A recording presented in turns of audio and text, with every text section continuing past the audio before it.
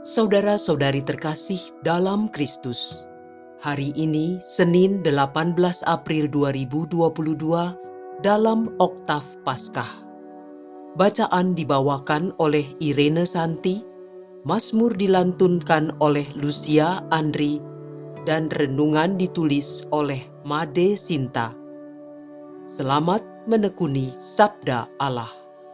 Marilah kita semakin mengasihi, semakin peduli, dan bersaksi.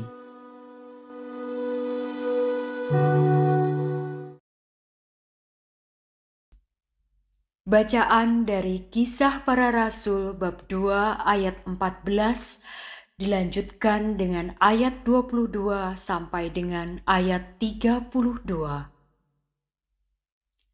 Pada hari Pentakosta, bangkitlah Petrus berdiri bersama ke-11 rasul.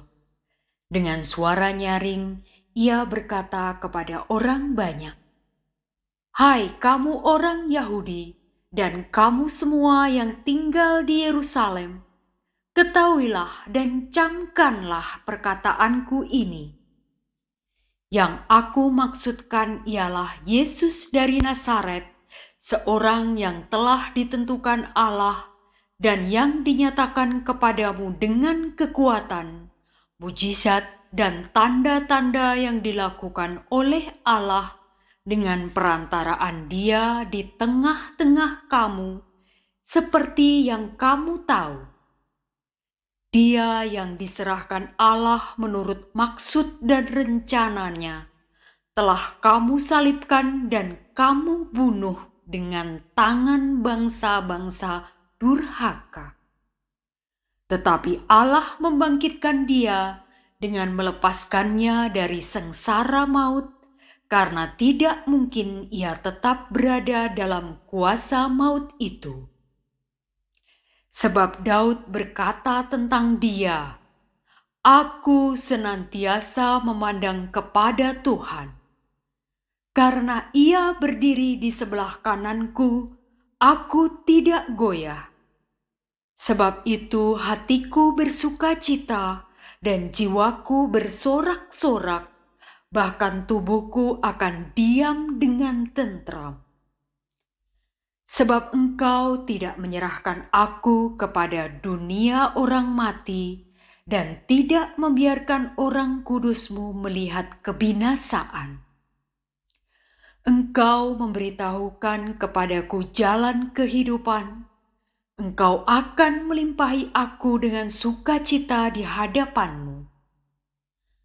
Saudara-saudara, aku boleh berkata-kata dengan terus terang kepadamu tentang Daud, bapa bangsa kita. Ia telah mati dan dikubur, dan kuburnya masih ada pada kita sampai hari ini.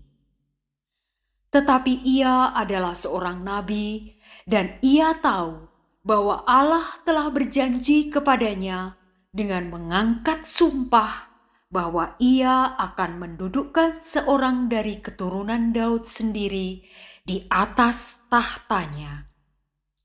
Karena itu Daud telah melihat ke depan dan telah berbicara tentang kebangkitan Mesias ketika ia mengatakan bahwa Dia tidak ditinggalkan di dalam dunia orang mati dan bahwa dagingnya tidak mengalami kebinasaan. Yesus inilah yang dibangkitkan Allah, dan tentang hal itu kami semua adalah saksi. Demikianlah sabda Tuhan.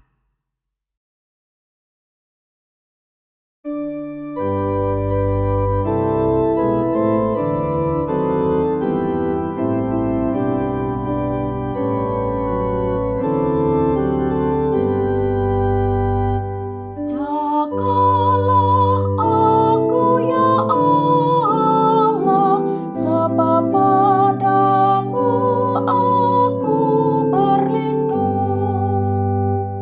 Jagalah aku ya Allah,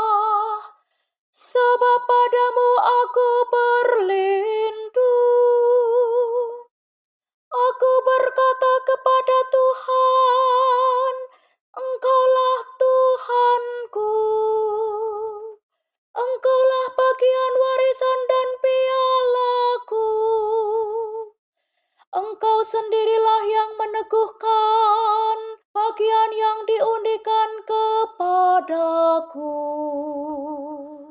Jagalah aku ya Allah, sebab padamu aku berlindung. Aku memuji Tuhan yang telah memberi nasihat kepadaku. Pada waktu malam aku diajar oleh hati nuraniku. Aku senantiasa memandang kepada Tuhan, karena Ia berdiri di sebelah kananku. Aku tidak goyah. Jagalah aku ya Allah, sebab padamu aku berlindung. Sebab itu hatiku bersukacita dan jiwaku bersorak-sorai, dan tubuhku akan diam dengan tentram.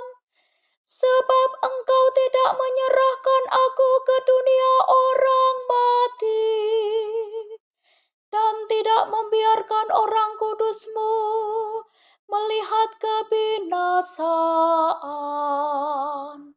Jagalah aku ya Allah, sebab padamu aku berlindung. Engkau memberitahukan kepadaku ya Allah jalan kehidupan. Di hadapan-Mu ada sukacita berlimpah. Di tangan kanan-Mu ada nikmat yang abadi. Jagalah aku ya Allah, sebab padamu aku berlindung.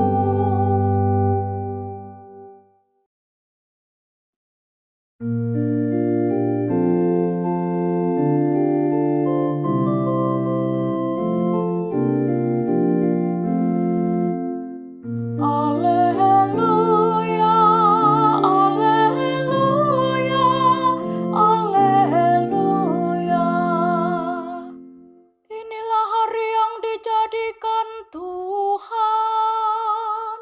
Marilah kita bersorak-sorak dan bersukacita karenanya. Alleluia, alleluia, alleluia. Inilah Injil suci menurut Matius, bab 28, ayat 8 sampai dengan ayat 15. Pada waktu itu, perempuan-perempuan pergi dari kubur, diliputi rasa takut dan sukacita yang besar. Mereka berlari cepat-cepat untuk memberitahukan kepada para murid bahwa Yesus telah bangkit.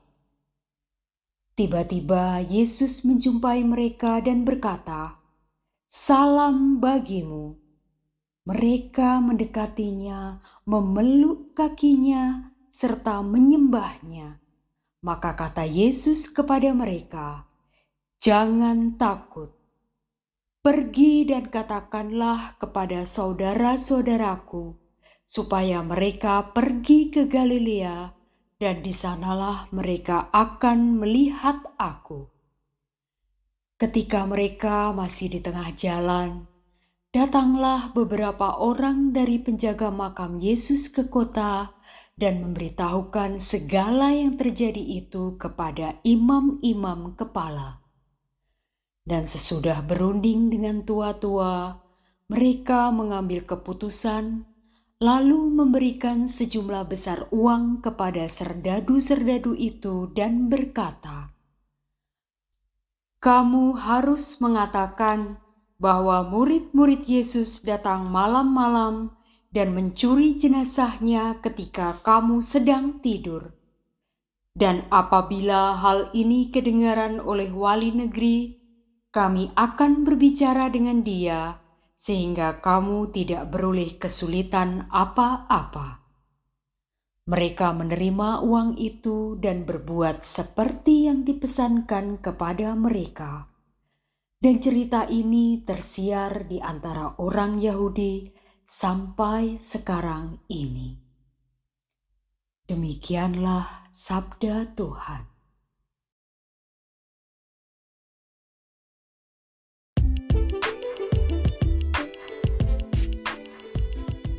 Sukacita kebangkitan dan kehidupan kekal. Renungan dibawakan oleh Bernadette Reni Wayong.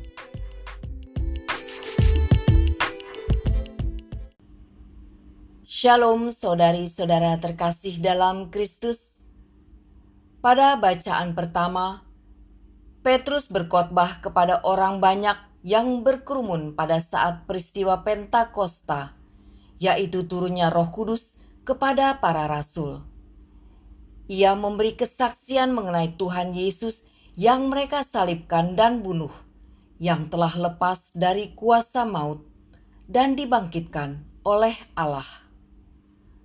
Hal tersebut sesuai dengan nubuat Daud tentang keturunannya sendiri, yaitu Yesus Kristus yang tertulis dalam kitab Mazmur. "Engkau tidak menyerahkan aku ke dunia orang mati, dan tidak membiarkan orang kudus-Mu melihat kebinasaan. Engkau memberitahukan kepadaku jalan kehidupan. Di hadapan-Mu ada sukacita berlimpah-limpah. Di tangan kanan-Mu ada nikmat senantiasa."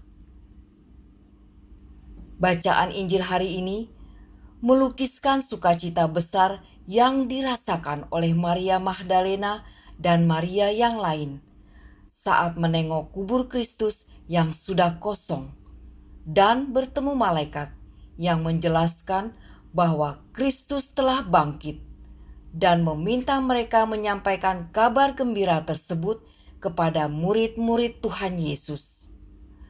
Terlebih lagi, mereka berjumpa langsung dengan Tuhan Yesus yang mengatakan agar jangan takut dan meminta mereka pergi kepada para murid agar pergi ke Galilea untuk bertemu dengannya.